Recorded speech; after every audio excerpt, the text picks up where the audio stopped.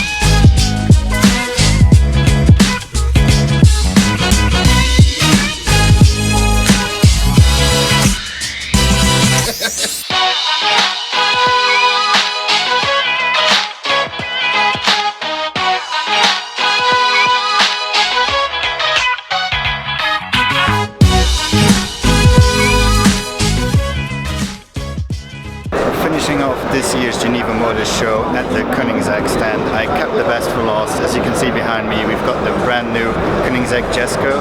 It looks absolutely insane. I hope to see many more of them in the future. Anyway, I hope you enjoyed this video. If you did, please like and subscribe, and I'll see you in the next one.